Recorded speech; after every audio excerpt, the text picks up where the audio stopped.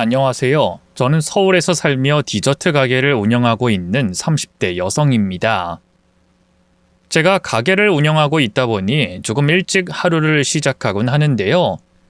예전에는 라디오를 많이 들었는데 요즘에는 이곳 채널의 사연을 많이 듣고 있어요. 라디오도 라디오만의 활기와 생동감이 있는데 역시 이곳처럼 잠을 깨우고 사람을 기대하게 만드는 끌림은 없더라고요. 그래서 자주 듣고 있기도 하고 저도 이곳에 올라오는 사연과 비슷한 일을 겪은 적이 있어서 괜히 더 이 채널에 손길이 가곤 합니다. 나라면 그 사연에서 어떻게 했을까? 내가 겪은 상황으로 다시 돌아간다면 그때 이렇게 해도 됐을까? 이렇게 혼자 상상하며 시간 가는 줄 모르고 듣고 있죠. 그러다 제 사연이 다른 사람의 입을 통해서 흘러나온다면 어떻게 느껴질까 궁금증이 생겨 이렇게 사연을 보내게 됐네요. 이곳에 다른 사연처럼 엄청나게 심각한 이야기는 아니지만 가볍게 듣기에는 좋은 사연이라고 생각합니다. 그러면 여러분께서는 저와 같은 상황에 어떻게 행동하셨을지 상상하시면서 제 사연을 들어보시죠. 남편을 만났을 때 저는 서울의 한 번화가에서 디저트 가게를 운영하고 있었습니다. 시작한 지는 얼마 안 됐지만 입소문이 빠르게 퍼져 단골도 많았고 저희 집 디저트를 먹기 위해 아침부터 줄을 서는 가게였죠. 덕분에 원래 운영하던 가게 근처에 매장을 하나 더 낼 수 있었고 두 가게를 옮겨 다니며 일에 치여 정신은 없었지만 행복한 하루하루를 보내고 있었어요.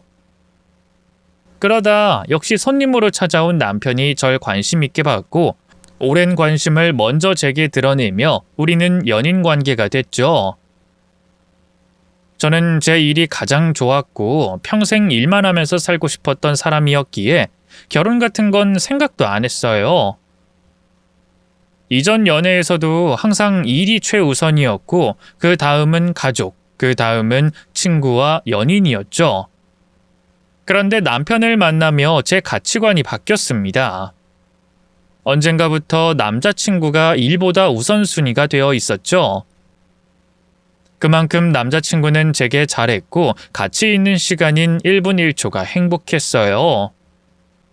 그러다 보니 연애를 넘어 결혼까지 생각하게 됐고 우리가 만난 지 2년이 됐을 무렵부터 결혼과 관련된 이야기를 진지하게 나눴습니다. 그리고 결혼을 약속하게 됐죠. 겨우 결혼 약속뿐이었지만 벌써 한 남자의 아내가 되어 행복한 결혼 생활을 하는 상상을 매일같이 하고 있었어요. 그런데 그때 제 행복한 상상을 깨트리는 사람이 나타났습니다. 바로 제게 시어머니가 될 분이었죠. 처음엔 당연히 가게를 찾아오신 손님인 줄 알았어요. 그런데 제 안내에도 다른 대답 없이 저를 빤히 쳐다보는 예비 시모를 보고 뭔가 이상함을 느끼게 됐죠. 찾아와 주셔서 감사한데 오늘 나온 디저트들은 전부 다 팔렸습니다. 품절 여부는 SNS로 그때그때 알려드리고 있으니까요. 확인하시면 헛걸음하실 일은 없으실 거예요. 죄송합니다. 디저트 가게인데 장사가 잘 되나 보네요. 아직 오후도 아닌데 벌써 다 팔린 걸 보면. 아, 네. 감사드리게 많이들 찾아와 주시네요. 얼마나 파는지 모르겠지만 가격이 저렴한 것도 아닌 걸 보면 제법 돈을 벌겠어요? 네? 아, 네. 이런 거 배우려면 학원을 나와야 하나? 가게세는 어느 정도 돼요? 그리고 아무리 평수가 작다고 해도 번화가에 가게 얻으려면 돈이 제법 들 텐데. 개업할 땐 부모님이 도와주셨나? 평범한 손님이라고 하기엔 너무 개인적인 것까지 물어보는 모습에 이상함을 느낄 때 왠지 남자친구의 어머님이 아닐까라는 생각이 들었습니다. 혹시나 싶어 계속해서 질문을 하고 있는 아주머니께 여쭤보게 됐죠. 저 혹시 경호 씨 어머님이 맞으실까요? 영 눈치가 없진 않나 보네. 하기야 장사하는 사람들 눈치가 빠르다고 하니까. 만나서 반가워요. 나 경호 엄마 되는 사람이에요. 처음 뵙겠습니다. 경호 씨 만나고 있는 서영은이라고 합니다. 먼저 인사드리러 찾아뵀어야 하는데 인사가 늦어 직접 발걸음하시게 만든 점 죄송합니다. 뭐 그런 미사여구는 됐고 앉아서 얘기나 하죠. 그러려고 왔으니. 그리고 내가 말 편하게 해도 되지? 갑작스러운 예비 시어머니의 등장에 긴장할 수밖에 없었습니다. 그런데 그 긴장은 앞으로 있을 일에 비하면 별것도 아니었어요. 마치 큰 죄를 지은 범인이 형사에게 조사를 받듯이 예비 시모에게 난처하고 황당한 질문을 받아야 했거든요. 한 달에 버는 돈은 얼마냐? 모은 돈은 얼마나 있냐? 부모님께서는 뭘 하시냐? 학교는 어딜 나왔냐? 지금까지 뭘 하면서 살았냐 등등 제 신상을 탈탈 털듯이 질문을 했습니다. 그러다 어느 순간부터 예비 시모의 얼굴이 굳어지더라고요. 고등학교는 외국에서 나왔는데 대학이 아니라 학원을 갔다고? 그것도 요리학원? 네, 제가 요리에 관심이 있어서요. 공부에 관심이 없었나 봐? 혹시 학교 다닐 때 놀았니? 도피성 유학 뭐 그런 거야? 아니요, 학교 열심히 다녔는데요. SAT와 SA 준비도 열심히 했고요. 아니, 자세한 설명은 됐어. 그 물음에 솔직하게 답변할 거라고 생각 안 했으니까. 혹시나 해서 물어본 거야. 뭐 어쨌든 내가 생각하는 학력으로는 미국에서 고등학교까지 나온 거네? 그렇긴 한데 제가 다니는 CIA 학교의 경우 됐어. 요리 가르치는 학교가 무슨 학교겠니? 그럴듯하게 대학이라고 해도 그게 무슨 학교고. 알아들었으니까 우리 다음에 보자. 내가 바쁜 일이 있어서. 제게 일방적인 질문만 하고 표정이 굳은 채 사라지신 예비 시모를 보며 걱정이 앞설 수밖에 없었습니다. 여자친구나 예비 며느리 입장에서는 당연한 마음이었죠. 그래서 남자친구에게 오늘 있었던 일에 대해서 얘기하고 어머님께서 날 어떻게 생각하시는지 살펴보라고 부탁했어요. 그리고 며칠 뒤 그다지 나쁜 인상은 아니었다는 말을 듣게 됐죠. 며칠 동안 가슴이 꽉 막힌 듯한 기분이 한번 쑥 내려가는 느낌이었습니다. 마음이 놓이더라고요. 거기다 어머님께서 우리 두 사람에 관해서 물으시더니 결혼 이야기가 오가고 있으면 늦장 부리지 말고 하루라도 빨리 집으로 데리고 와 가족들에게 소개하라는 말씀을 하셨다고 했죠. 일이 잘 풀려간다고 생각한 저는 아주 가벼운 마음을 가지고 예비 씨 댁에 인사를 드리러 향할 수 있었습니다. 그런데 마음 놓고 온 것과 다른 분위기가 시댁에 조성돼 있었어요. 가족이 될 사람이 왔는데 반기기는커녕 다들 마음에 들지 않는다는 내색을 정말 또렷이도 보이더라고요. 거기다 제가 자리에 앉기도 전에 예비 시모 입에서 나온 말로 인해 당황할 수밖에 없었죠. 난 이 결혼 허락 못한다. 너 같은 애 우리 집에 들였다가 먼저 떠난 내 남편한테 무슨 원망을 받으려고 널 며느리로 받아. 정 그렇게 우리 집안 사람이 되고 싶고 우리 경호와 결혼하고프면 서울대부터 합격하고 와. 네? 서울대요? 무슨 말씀을 하시는지 이해가 안 돼서 그런데 제가 서울대에 들어가야 하는 이유가 있을까요? 뭐? 너 아무것도 모르니? 우리 집안이 어떤 집안인지 몰라서 그래? 경호야, 너 얘기 안 했니? 결혼하는데 서울대가 왜 나오나 싶었습니다. 제 나이가 어리면 모르겠는데 30 중반이 돼가는 나이에 서울대에 합격하라뇨. 거기다 제가 하는 일에 너무 만족하고 있고 가게가 잘 되는데 왜 서울대를 가야 하는지 모르겠더라고요. 그래서 무슨 말인가 싶었는데 그 다음 예비 시모 입에서 나오는 말을 듣고 그 이유를 알 수 있었어요. 기가 막힌 이유를 말이죠. 어머니, 분위기 풀자고 농담하시는 거죠? 농담? 넌 내가 얘 부른 자리에서 농담할 사람으로 보여? 네? 그럼 저번에 하신 말씀이 농담으로 하신 말씀 아니셨다고요? 그리고 결혼 허락하신다면서요. 근데 왜 갑자기 서울대가 결혼 조건으로 붙어요? 그래야 네가 얘를 데리고 올 거 아니야. 그리고 가족들 있는 자리에서 대답받아야 말을 못 바꾸지. 경호야, 우리 집 다른 건 몰라도 머리 비내는 허락 못한다. 돌아가신 네 아버지도 나도 자식들 교육을 위해서 우리 인생을 다 바친 사람들이야. 그 결과로 네 형과 너도 우리처럼 서울대를 보냈고 이렇게 온 가족이 서울대 출신에 네 형도 같은 대학 출신인 네 형수를 데리고 왔는데 마지막 남은 하나가 모자란 아이일 수 있겠니? 온 가족이 둘러모인 자리에서 바보가 하나 껴있을 수 있겠냐는 말이다. 우리가 식모를 뽑는 것도 아니고 그깟 디저트 좀 할 줄 안다고 돈 좀 있다고 될 일이 아니잖니. 서로 말이 통해야지. 무슨 말도 안 되는 말씀을 하세요. 그것도 영원이가 앞에 있는 자리에서요. 경호야, 형이 생각해도 어머니께서 하시는 말씀이 틀린 말은 아니셔.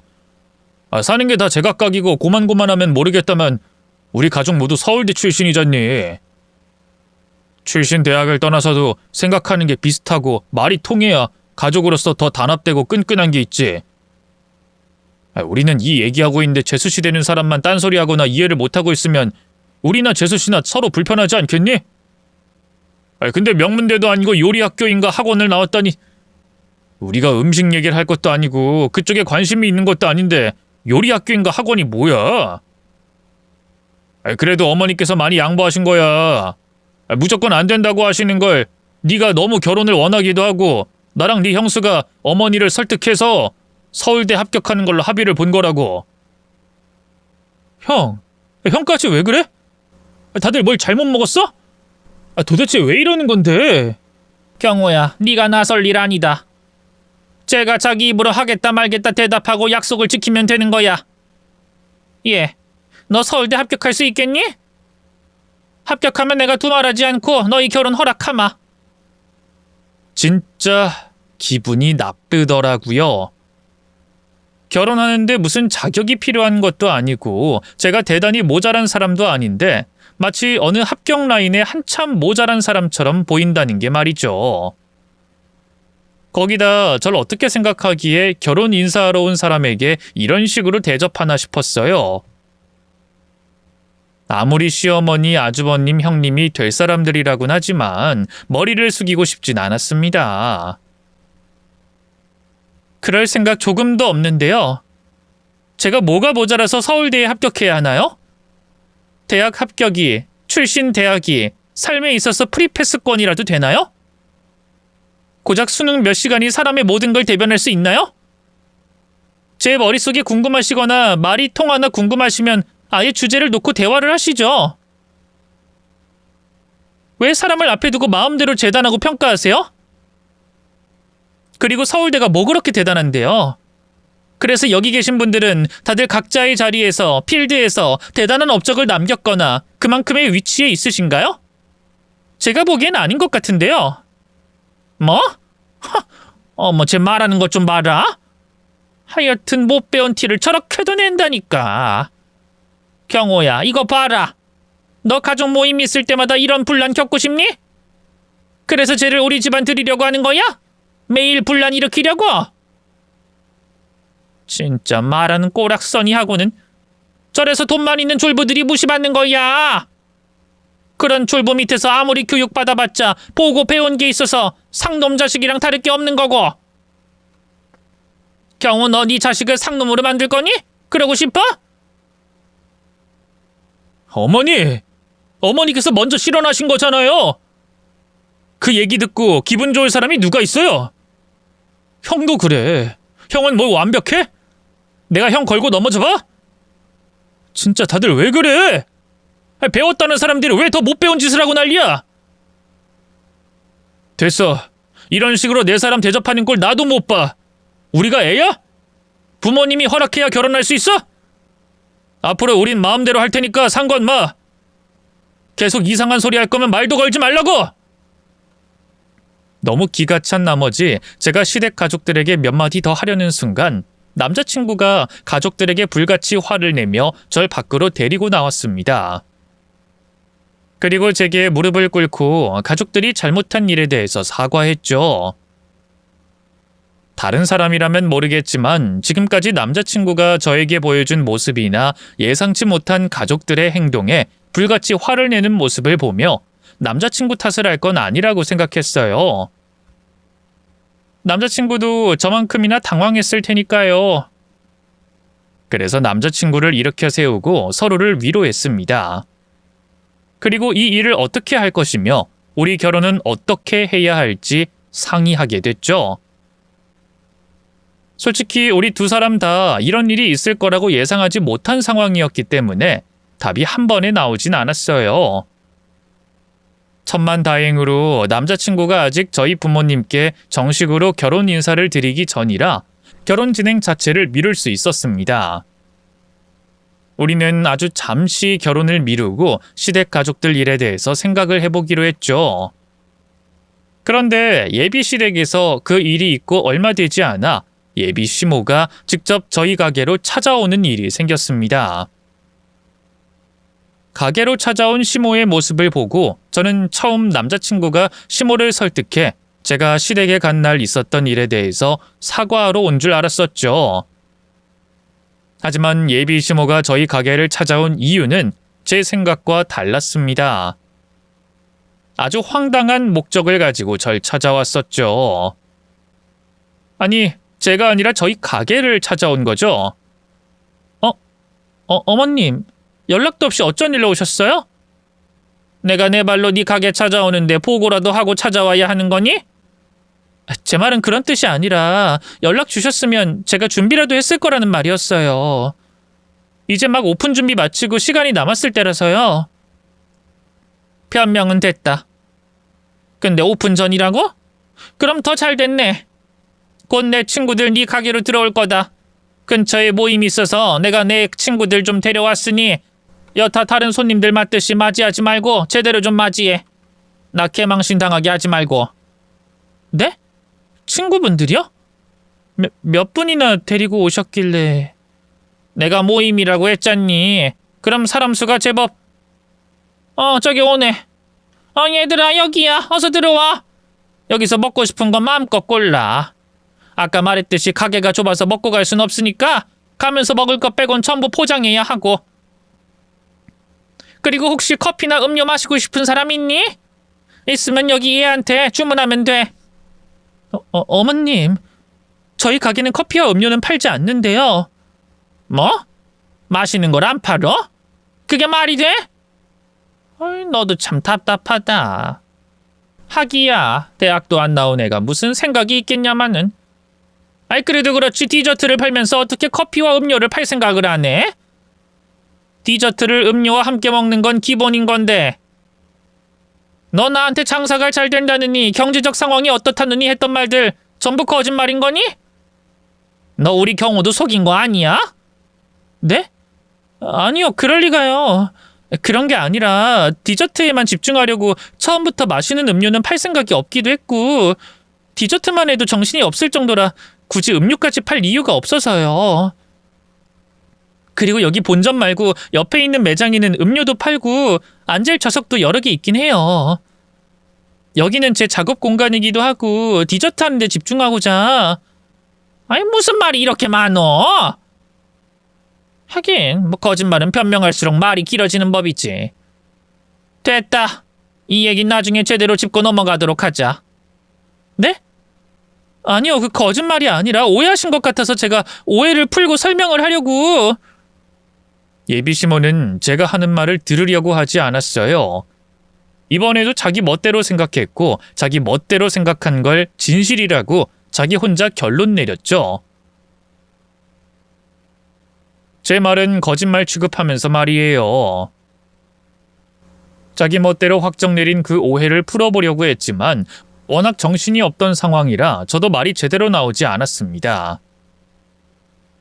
시모가 데리고 온 친구들은 20명 남짓한 인원들이었지만 죄다 예비 시모의 친구라는 걸 증명하듯이 번잡스럽고 시끄럽고 개념이라는 건 없었거든요. 가게가 좁은 이유도 있었지만 경박스럽기 그지없는 시모 친구들 때문에 가게는 엉망이 되고 있었죠. 하지만 그런 상황 속에서도 정신을 붙잡고 차분히 대응하려고 했어요. 그런데 시모가 뱉은 말로 인해 저도 제 자신을 놓게 됐죠. 변명은 됐고 사람들 담아갈 봉투 좀 줘라. 미진아, 나도 봉투. 그리고 여기 냉장 쇼케이스에 있는 건 포장이 안 돼 있던데 이것 좀 저 아가씨한테 포장해달라고 해. 근데 이 아가씨랑 무슨 관계니? 너 아까부터 이 아가씨랑 얘기하는 것도 그렇고 우리 여기에 데려온 것도 그렇고 경호랑 그렇고 그런 사이 맞는 거지? 네 며느리들 아가씨야? 경호 여자친구? 뭐? 예, 너 좀 오해를 해도 그런 오해를 하니? 며느리라니? 경호 여자친구라니? 너 나한테 억하심정 있어? 우리 경호 혼사길 막으려고 해? 이 아가씨 경호랑 그냥 친구 사이야. 아주 친한 친구 사이. 나랑 얼굴 본 적도 있어서 내가 매출도 늘려줄 겸 얼굴도 볼 겸 찾아온 거라고. 아유, 알겠어. 뭐 그럼 그런 거지. 왜 화를 내고 그러니? 나야 네가 우리를 여기를 데려오기도 하고 아가씨랑 얘기를 오래 하니까 경호랑 그런 사이일 수도 있겠다 생각한 거지. 알겠어. 경호랑 친구 사이라는 거 알겠다고. 그래, 그 알았으면 다른 애들한테도 가서 전해. 혹시나 너와 같은 생각, 아니 비슷한 오해라도 하고 있는 사람 없도록 여기 애들한테 똑똑히 말하라고. 그리고 너 그런 오해할 거면 우리 경호에게 어울릴 여자라도 소개해주고 오해해라. 그런 적도 없이 네 마음대로 남의 자식 혼사길 막으면 어떡하니? 어처구니가 없더라고요.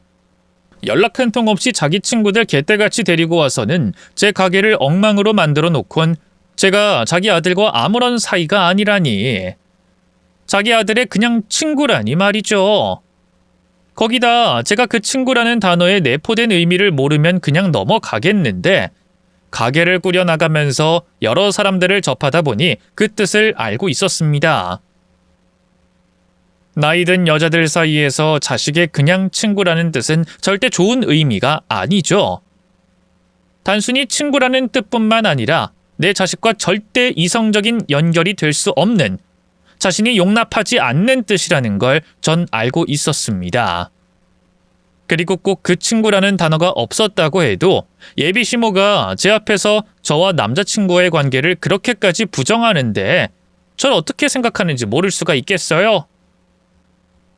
눈치가 없는 사람이라고 해도 다 알 수 있는데 말이죠. 그러다 보니 너무 어이가 없고 화가 나서 저도 정신을 놓게 됐습니다. 저는 개떼와 같이 몰려와 메뚜기 떼처럼 제 가게를 엉망으로 만들어가는 시모와 시모의 친구들을 벙찐 채 보고만 있었죠. 그러다 얄미운 말을 남기고 사라진 시모의 한마디에 마법이 풀리듯 정신이 돌아왔습니다. 어머, 그 많던 물건들 남은 것 없이 싹 다 나갔네? 너 오늘은 일은 퇴근해도 되겠다? 그럼 나 가볼 테니 다음에 또 보자. 네? 네. 근데 어머님, 여기 뭐, 계산? 설마 너 나한테 돈 받으려고 하는 거니? 넌 어머님 되는 사람한테 돈을 받아? 그리고 넌 어쩜 그렇게 생각이 짧을 수 있니? 내가 여기에 내 친구들을 괜히 데리고 왔겠어? 너는 잠재적 고객이라는 것도 모르니? 내가 데리고 온 친구들이 네 음식 먹어보고 맛있으면 사러 올 거라는 생각은 못해? 물론 네가 만든 게 맛이 있어야 다시 찾아오겠지만 말이지. 어쨌든 이런 게 전부 가게 마케팅이라는 거야. 쥐구멍만한 가게를 운영하더라도 이렇게 수많은 데이터와 실험 결과로 증명된 이론을 대입해야 한다니까? 그래서 내가 너 보고 이제라도 공부하라는 거 아니냐? 주먹구구식으로 언제 망할지 모르는 가게 운영하지 말고. 내 말 무슨 말인지 알겠지? 어떻게? 여기서 더 네 수준대로 쉽게 설명해줘야 하니? 아니지? 그럼 내가 오늘 내 친구들 데려온 일에 대해서 네가 고마워해야 되겠어? 아니겠어? 그럼 돈을 받아야 되겠어? 아니겠어? 무슨 말인지 알겠지? 그럼 나 간다. 다음에 또 보자. 시모는 마지막까지 사람을 어이없게 만들더라고요. 만약 며칠 전 결혼 인사를 드리러 간 날 제게 그런 소리만 하지 않았어도 그렇게까지 어이가 없고 화가 나진 않았을 겁니다. 제 시어머니가 될 사람에게 또 시어머니의 친구분들에게 선물한다는 생각으로 넘어갈 수 있는 일이었어요. 그런데 제가 며칠 전 예비 시댁에서 겪은 일도 있었고 그날 예비 시모가 자기 친구들에게 절 설명한 관계를 생각하면 그냥은 못 넘어가겠더라고요.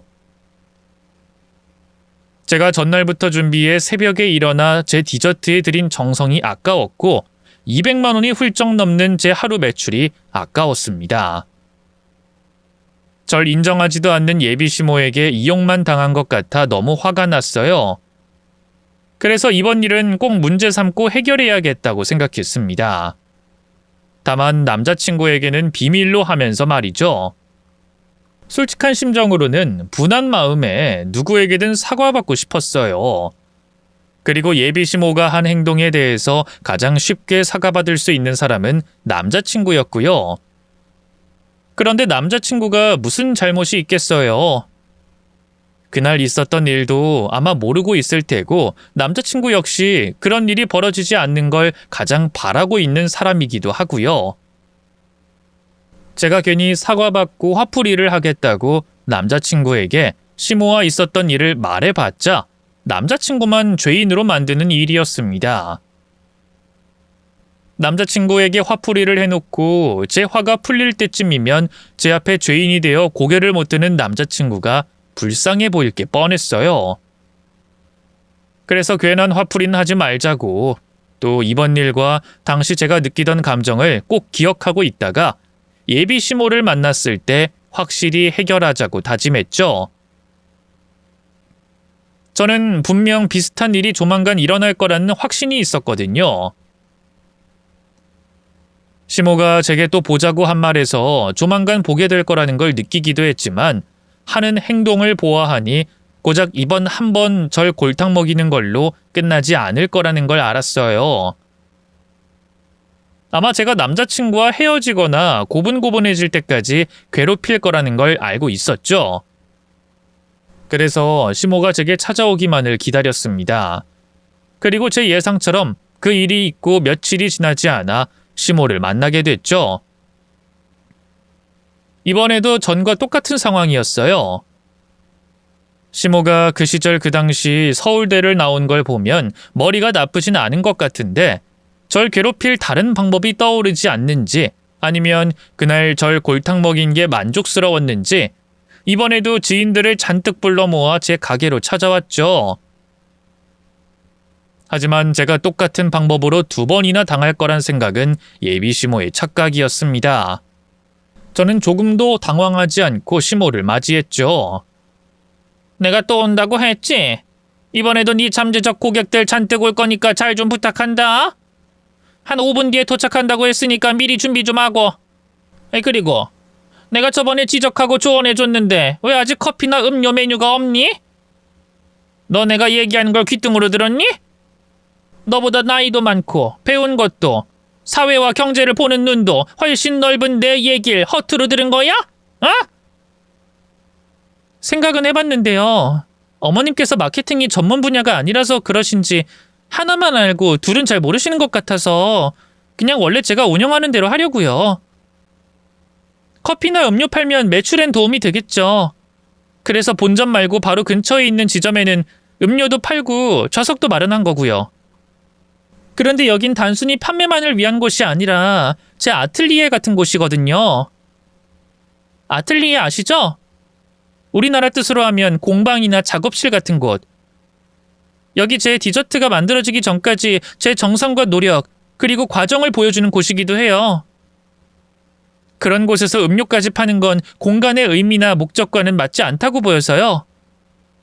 그리고 소비자분들도 그 의미를 알고 계셔서 좌석이 있고 음료를 파는 옆 지점이 아닌 이곳에 오셔서 저와 이야기를 나누고 제 디저트를 사가신다고 생각하고요. 제 생각이 맞다는 건 옆 지점보다 찾아오는 손님이 많고 디저트도 더 많이 나간다는 매출이 증명하는 것 같고요. 그래서 원래 제 방식대로 쭉 가려고요. 뭐? 이게 어디서 겉멋 만들어서 말만 그럴싸하게 해? 아틀리에? 정성과 노력? 그리고 과정? 예, 그게 시장 경제에 반영이 되는 거라고 생각되니? 그럼 대기업들이 죄다 너처럼 운영하게? 너 나한테 반항하려고 어디서 급히 책 빌려서 몇 글자 훔쳐본 내용을 말하나? 어머, 지인분들 오셨네요. 잠시만요. 안녕하세요. 저희 어머님 지인분들 맞으시죠? 처음 뵙겠습니다. 저 경호 씨와 곧 결혼 예정인 서영은이라고 합니다. 제가 저희 어머님께 먼저 귀뜸을 들었으면 조금 더 넉넉하게 준비했을 텐데 지금 막 어머님께 여러분께서 오신다는 걸 듣게 돼서요. 그래서 양이 부족할 수 있는 점 이해 부탁드리겠습니다. 그리고 혹시 알레르기나 제품에 궁금하신 점 있으시면 저희 부르시면 됩니다. 가게에 있는 디저트들은 전부 저희 어머님께서 계산하실 테니까 마음 편히 고르세요. 또 저희 어머님께서 계산하신다고 불편하시거나 눈치 보이실 텐데 다들 저희 어머님 어떤 분이신지 아시죠? 제가 그 돈 안 받는다고 해도 어떻게든 주실 분이라는 거. 어머님께서 여러분께 대접할 겸 또 제 소개와 저희 가게 매출 올려주실 겸 오신 거니까 마음껏 고르시고 맛있게 드셔주세요. 저는 저번과 같은 일을 당하지 않게 예비 시모의 지인들에게 먼저 저를 소개했습니다. 그리고 저번처럼 눈뜬 채 돈을 잃을 수 없어 시모가 돈을 낼 수밖에 없게 지인들 앞에서 얘기를 했죠. 한마디로 선수 친 거예요. 예비 시모는 제가 그렇게 나올 거라고는 생각을 못했는지 많이 당황해하는 모습이었습니다. 특히 지인들 앞에서 제가 아들과 곧 결혼할 사람이라고 소개했다는 거에 굉장히 화가 난 모습이었죠. 하지만 친구들보다는 격식을 차려야 하는 지인들 앞이라서 그런지 아무 말도 못했어요. 다만 새빨갛게 달아오른 얼굴로 시모가 화가 났다라는 걸 알 수 있었죠. 하지만 저는 시모가 화가 났거나 말거나 신경 쓰지 않고 가게 안에 있는 시모의 지인들을 응대하는 데만 신경 썼습니다. 제 디저트를 포장할 때 디저트에 관해서 설명할 때마다 시모의 신경을 긁는 이야기를 하면서 말이죠. 여기 포장 다 해드렸고요. 오늘 하루 지나서 드시는 거면 냉장고에 넣었다가 드시기 한두 시간 전에 꺼내서 드세요. 여기 두 제품은 상온에 두셔도 되고요. 그리고 근처 지나시면 언제든 들러주세요. 다른 분도 아니고 저희 시어머니 지인이시니까 제가 바쁘더라도 꼭 인사드리고 뭐라도 하나 챙겨드릴 테니까요. 그럼 이렇게 와주셔서 감사합니다. 아유, 감사하긴 우리가 더 고맙지. 그나저나 우리 미진 씨가 정말 싹싹한 며느리를 뒀네. 가게도 잘 되는 것 같고 빵도 맛있고 또 며느리도 이렇게 싹싹하고 예의 바른 걸 보면 미진 씨가 부러워 죽겠어. 그렇게 아들 자랑하더니 결국 이렇게 예쁘고 싹싹한 며느리를 두네 또. 아하하, 그래요? 그렇게 봐주시니까 내가 더 고맙네요. 얘가 요즘 애들과 다르게 싹싹하긴 하죠. 어머, 우리 미진 씨 며느리 칭찬은 또 부끄럽나 보네. 얼굴이 새빨개졌어. 우리 미진 씨도 부끄러워하는 게 있긴 있구나. 시어머니 되니까 또 다르지? 네? 네. 제 행동에 열받아 새빨갛게 변한 시모의 얼굴을 보고 착각한 지인들의 말에 저는 당장이라도 터질 것 같은 웃음을 참아내느라 고생했습니다. 반대로 시모는 열받아 터져 나올 것 같은 화를 참아내느라 고생이었죠. 그 모습을 바로 옆에서 보고 있는 저로서는 이중으로 힘들었고 저절로 새어나오는 웃음을 참기 위해 입술을 꽉 깨물고 제 허벅지를 꼬집어야 했어요. 그렇게 참기 힘들 정도의 웃음을 참아내며 시모의 지인들을 모두 정성껏 응대했습니다. 그리고 마지막 지인까지 포장을 마치고 나간 뒤 뒤따라 나가려는 시모를 제가 붙잡았죠. 어머님, 계산하셔야죠. 저와 저희 가게를 위해서 지인분들 데리고 와주시고 또 공과사를 확실히 구분하시는 분께서 그냥 가시면 어떡하세요? 저번에 계산 안 하시고 그냥 가신 거야 계산하는 걸 깜빡하고 가신 거겠지만 이런 실수도 2번 이상이면 제 입장에서는 다르게 생각이 들죠. 뭐? 참나 어이가 없네. 그래, 네 입장에서 무슨 생각이 드는데? 그래서 그 생각이 들면 네가 어떻게 할 건데? 제가 뭐 어떻게 할 거라고 했나요? 근데 아무래도 지인분들께서 저희 가게 들리시면 제가 이런저런 이야기를 하다가 나오지 않겠어요? 꼭 돈을 못 받아서 그런 게 아니라도 얘기하다 보면 나올 수도 있고 지인분들께서 여쭤본 말에 제가 거짓말할 수도 없으니까요. 그리고 아무리 예비 가족 관계라고 해도 가게 하루 매출을 날름하고 계산 안 하는 경우가 어딨어요. 그것도 2번이나. 뭐 날름? 너 지금 나한테 하는 소리니? 너 어디서 그딴 경박한 단어를 내 앞에서 사용해? 아무리 못 배웠다고 한들 어른 앞에서 말 가리는 법도 못 배운 거야? 네 부모가 그렇게 가르치든? 아니지. 부모에게 배운 게 없겠구나. 그러니까 네가 이렇게 막 나오지. 내가 오늘 일 그냥 넘어가려고 했는데 네가 날 붙잡고 이렇게 나오니까 나도 그냥은 못 가겠다. 너 도대체 무슨 심정으로 우리 교회 사람들한테 그런 소리 하고 있니? 시어머니? 결혼을 해? 야! 누가 네 시어머니고 누가 결혼 허락했어? 왜 괜한 소리에서 경호에게 들어올 소개 자리를 막어? 어디서 네가 감히 누굴 넘봐? 저야말로 저번 일도 그렇고 오늘 일도 그냥은 못 넘어갈 것 같아서 어머님 붙잡은 거예요. 오히려 제가 묻고 싶다고요. 그럼 어머님과 제 관계가 뭔데요? 뭐길래 어머님이 아는 사람들 죄다 데리고 와서는 가게를 텅 비게 만드세요? 아무 사이도 아닌데 왜 제 가게 하루 매출을 그것도 2번이나 0원으로 만드시는데요? 아니죠. 매출만 0원이지 재료값에 제 인건비, 가게 임대료까지 하면 제가 얼마를 적자 본 줄 아세요? 제가 왜 아무 사이도 아닌 분께 적자까지 보면서 또 무시당하면서 있어야 하는데요? 먼저 말씀해 보세요. 뭐? 이게 어디서 말대꾸를 하고 있어? 너 경호랑 결혼하기 싫구나. 안 하겠다는 소리를 빙빙 둘러서 얘기하는구나. 그래, 결혼하지 마라. 나야 네가 우리 경호에게서 떨어져주면 고맙지. 누가 너같이 못 배운 애를 우리 집에 들이고 싶겠어. 우리 집이 어떤 집인데? 돈은 없어도 머리에 든 건 있어야 하는 집이야. 멍청해서 대화도 안 통하는 것들은 우리 집에 발도 들일 수 없다고. 그런데 네가 감히 우리 경호 아내가 돼? 우리 집안 며느리가 된다고? 내가 그걸 보고 있을 것 같아? 거기다 겨우 이 정도 참을성도 성의도 없는 너를 내가 머리 숙이면서까지 우리 집안 며느리로 받겠어? 너 말 잘했다. 너 며느리로 들일 생각 없으니까 우린 남남인 관계인 거야. 그러니 내가 돈 계산하는 게 맞네. 자, 그럼 네가 받아야 하는 그 푼돈이 얼마니? 얼마야? 끝까지 절 무시하고 자기가 뭘 잘못했는지 모르는 예비 시모의 모습을 보며 저도 참을 만큼 참았다고 생각했습니다. 남자친구와 헤어진다는 생각은 하지 않았지만 앞으로 시모와는 남편의 가족들과는 얼굴 볼 일이 없을 거라고 다짐한 후에 속에 있던 말을 쏟아냈죠. 그런데 제가 속사포같이 말을 쏟아내자 예비 시모는 귀신이라도 본 것처럼 넋이 나가 있었습니다.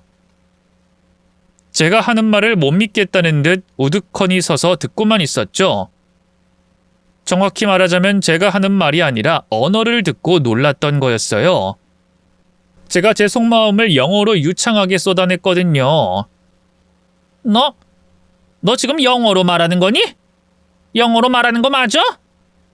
너 무슨 미국 드라마 따라하는 거 아니지? 팝 노래 가사 말하는 거 아니지? 네 이야기 하는 거 맞지? 서울대 나오셨다고 하셨으면서 제가 남의 말을 따라하는지 노래 가사를 외우는 건지도 모르시겠어요? 서울대는 나왔지만 회화는 안 되세요? 듣는 것도 못하세요? 알아들으니까 물어보는 거 아니야? 네가 어떻게 영어로 네 이야기를 하는 거냐고.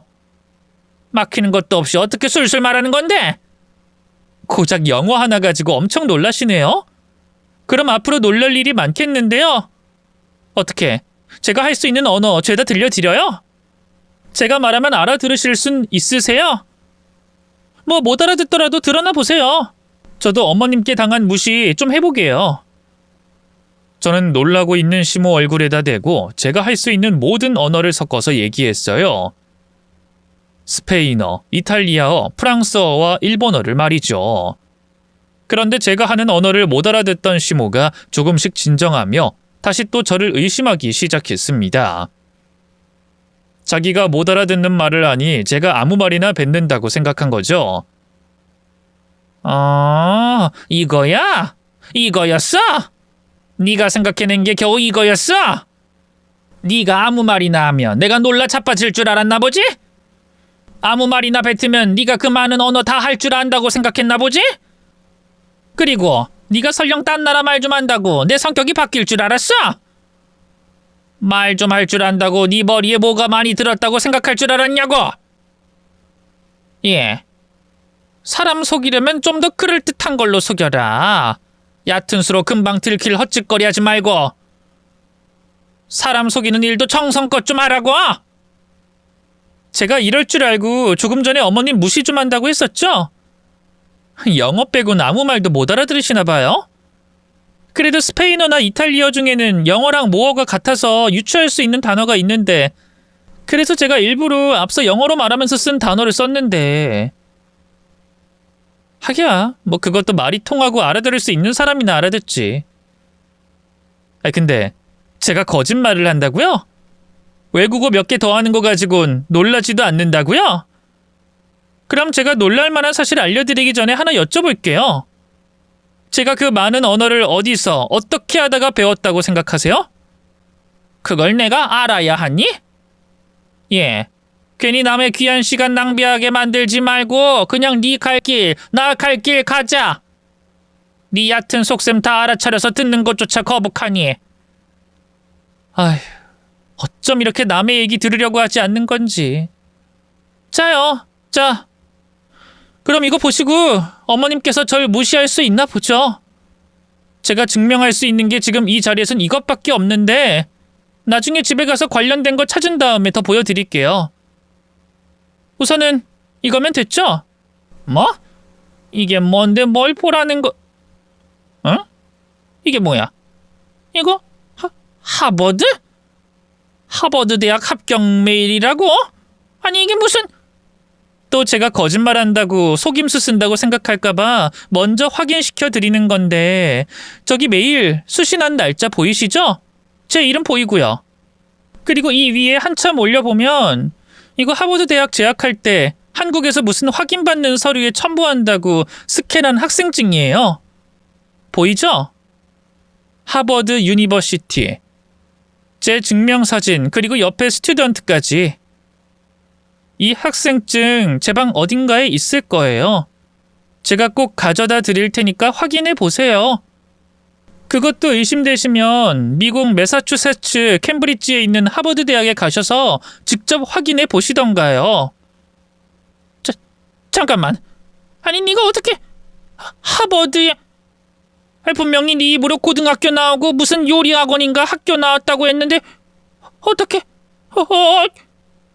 어머님. 하버드 대학에 합격했다는 통지 메일과 스캔한 제 학생증을 본 시모는 입으로 개거품을 물며 쓰러졌습니다. 시모가 놀랄 거라고는 충분히 예상했는데 쓰러질 거라고는 생각도 못했어요. 솔직히 제가 하버드 대학에 다녔다는 게 쓰러질 일인가 싶었거든요. 그런데 예비 시모에게는 자기 가족들과 비교도 할 수 없는 존재라고 생각한 제가 전 세계 주제들이 모인 하버드를 다녔다는 게 엄청난 충격이었나 봐요. 그런 시모의 모습에 어이가 없어 웃음이 나면서도 혹시 큰일이 난 건 아닌가 싶어서 걱정됐습니다. 사람이 미워 코를 납작하게 눌러주고 싶었지 잘못되길 바란 건 아니었으니까요. 저는 쓰러진 시모의 상태가 어떤지 확인했죠. 다행히 시모는 충격으로 쓰러진 미주신경실신 같았어요. 호흡도 스스로 하고 있었고 쓰러질 때 주변에 부딪힌 것도 없었죠. 또 외상도 보이지 않았기 때문에 쓰러진 시모를 똑바로 눕힌 뒤 혹시 몰라 119에 전화를 했습니다. 그런데 구조대에서 시모가 쓰러지게 된 경위와 주소를 말하려는 그때 시모가 의식을 차렸어요. 그리고는 구조대에 전화하고 있는 저에게 창피하다며 전화를 끊으라고 했습니다. 내가 왜 누워있지? 내가 실신했니? 근데 너 어디에다가 전화하는 거야? 설마 119에 전화하는 거니? 야, 그만둬. 전화 끊으라고. 나 괜찮으니까 전화 끊어. 그래도 혹시 모르니까 병원에 가서 검사 받아보셔야죠. 119 대원이랑 의사한테 뭐라고 하려고? 너 하버드 다닌 걸 보고 놀라서 쓰러졌다고 하려고? 그럼 사람들이 날 뭐라고 보겠어? 얼른 끊어. 나 괜찮으니까 얼른 끊으라고. 그런 이유로요? 네. 저 죄송합니다. 그 쓰러지신 분께서 의식을 회복하셔서요. 몸에 이상이 없다고 하시고 병원도 혼자서 가본다고 하니 출동 안 하셔도 될 것 같습니다. 죄송하고 감사합니다. 된 거죠? 근데 너도 도대체 어떻게 된 거야? 네가 왜 하버드 합격 메일이랑 학생증을 가지고 있어? 너 정말 하버드 다녔던 거야? 그러면 왜 하버드 다녔다고 말을 안 했어? 그 이상한 요리 학원을 왜 최종 학력으로 말한 거야? 하버드를 중간에 그만둬서 그랬어요. 그리고 제 최종 학력이 CIA 학교기도 하고요.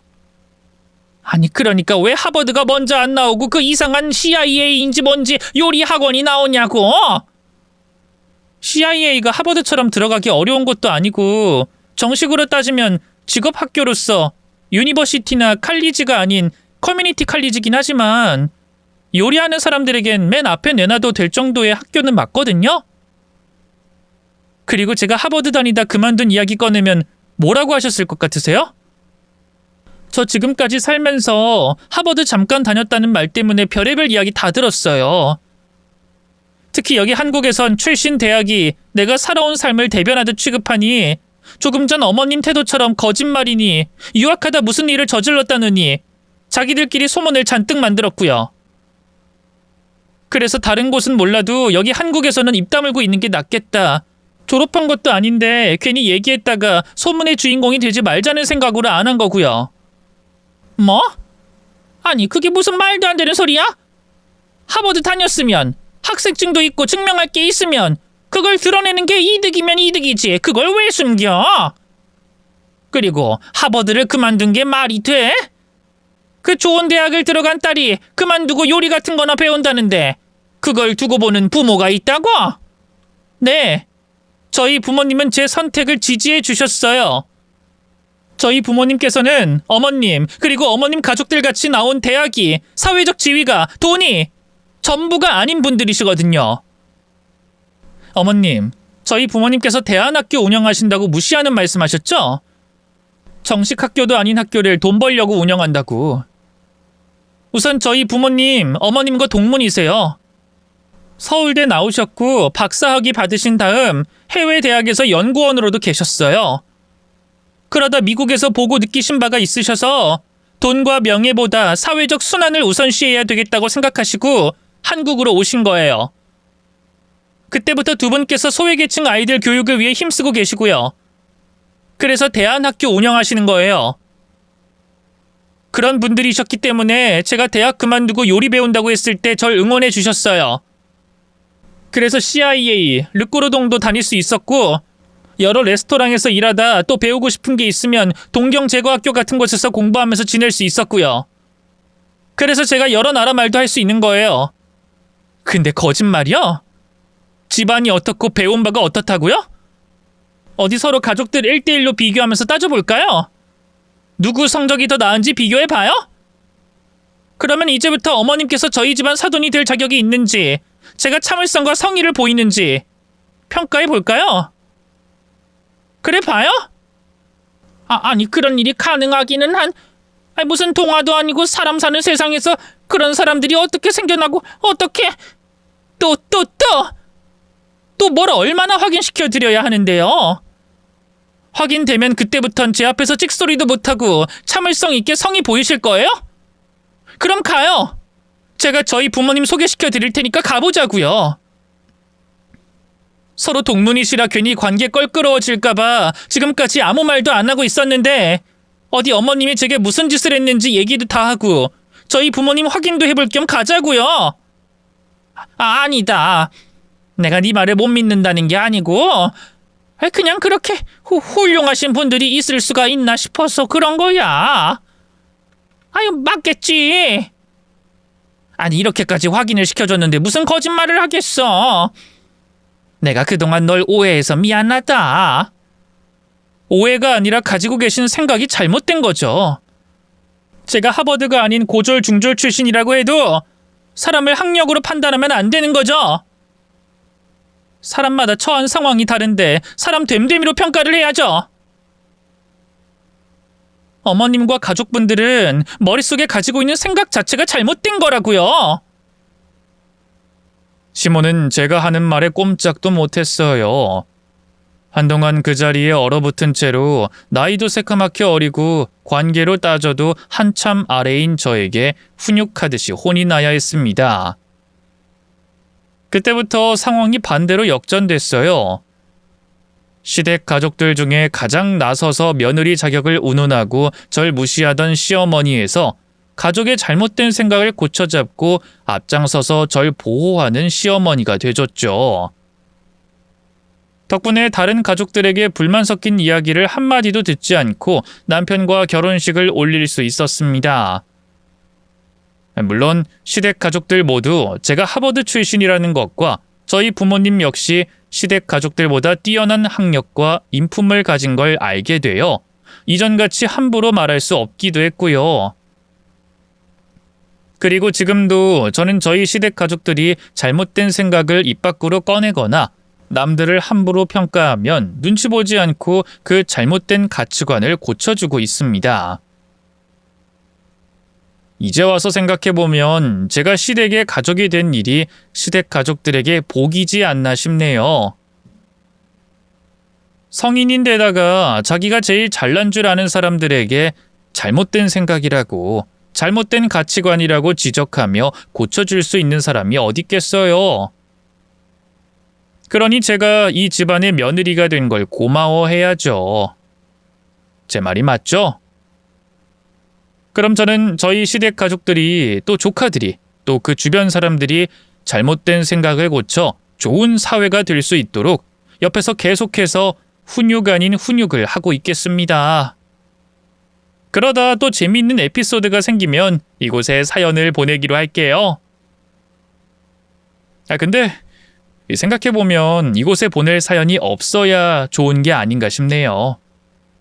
그럼 말을 바꿔서 부디 제가 사연을 다시 보내는 일은 없길 바라며 저는 이만 글을 마치겠습니다.